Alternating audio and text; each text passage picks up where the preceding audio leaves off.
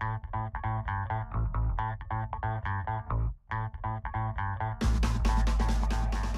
this is Bill Wood with Disciplined Trading Decisions. It's time for the weekend update for the S&P 500. But first, trading futures, options on futures, and retail off-exchange foreign currency transactions involves substantial risk of loss and is not suitable for all investors. Past performance is not indicative of future results. Hi, and welcome to the weekend market recap. My name is Bill Wood. This week we're going to do something a little bit different. We're going to have 3 videos, all right, just on the S&P. So the first video is going to be on Elliott Wave. The second video will be on market geometry, and the third video will be on market profile. So with Elliott Wave, we're going to look at what is the count and also an alternate count. Is there a possibility of a new high? Just in general, what to expect next. Are we in a bear market now, or are we still in a bull? So how far can this go either way? And we're going to look at that. And we're also going to look at the bond yield to see if there are signs of recession. The next video will be on market geometry, and we're going to discuss, how far can this market go? Right now it's going down. How far can it go down? If it turns around and goes up, how far can we expect it to go up? And where is support and resistance? And we're going to use market geometry to determine all that. And then the third video will be on market profile. So what is happening behind the scenes? What are the clues to what is upcoming in market action? So market profile tells a story, and we want to discover what the story is that market profile is telling us. So we're going to look at the S&P 500, the Emini contract. This video will be on market profile. So if you watch any of these videos to the end, you can see the link for the next video in the series. Okay, in this video, we're going to be looking at market profile. We're going to look at this area around 1015, 1016, which is back here. Here's 1016, 1017. So if you notice here, the high is 28.1925, but as we look at the other chart, the high was 28.24. So that must have happened in the overnight session.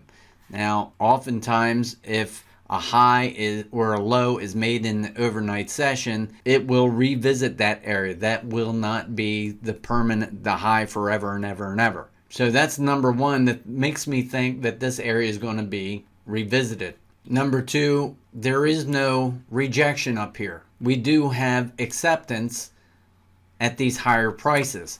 And what may have happened, in fact, is that they were trying to push it up, could not, got a little long in this area, and then had to sell off and liquidate their longs. The market based down here, it was in balance with this previous balance. They could not get the market to go higher.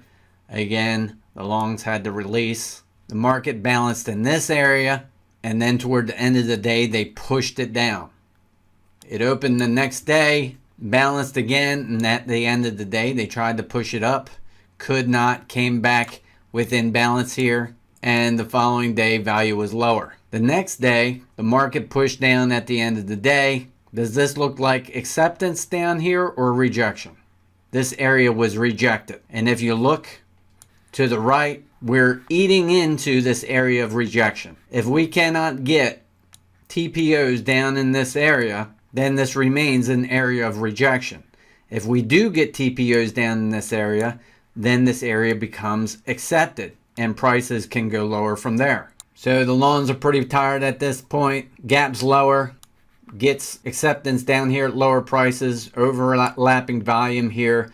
Last 2 days are holidays. If we can't get the market to go lower to break these lows, then these shorts may start to puke. Sorry for the graphic language. So if we back out of this again, we have this low down here.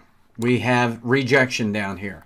We're attempting to fill in this area. If we can fill in that area, if we get acceptance at lower prices, that may embolden the shorts and it may try to break down from there. In our other videos, we were talking about an ABC that it could come down like this, and I gave some areas where I thought you could find support. I'm not really interested in getting long in this market until it proves itself to me. Now, before it's all said and done, I would imagine that it's going to retest this area. It could certainly go lower, finish off that ABC pattern, but this was support. Support became resistance, and there was no real rejection here. You have a poor high here. You have a weak high here. You may want to take a closer look at that.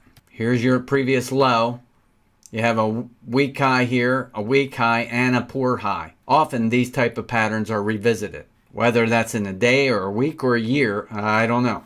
So if the market does reverse anytime, this is one area that I'm going to be looking at around 2671. There's another area. And then in here, look, there's hardly any volume going on in here. So a low volume node area can often be resistance. This would be a high volume area in here that can often slow down the market and make it balance.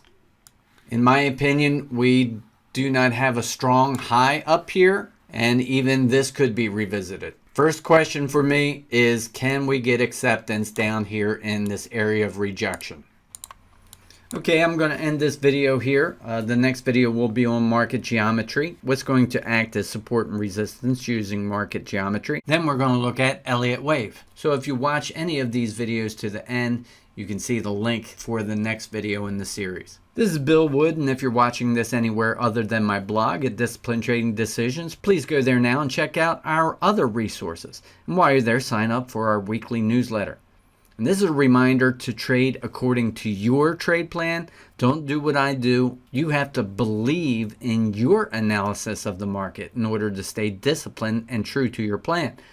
Hey, I really appreciate your likes, comments, and your shares. It all helps to get the word out. And remember, stay motivated, stay focused, and stay disciplined, my friend.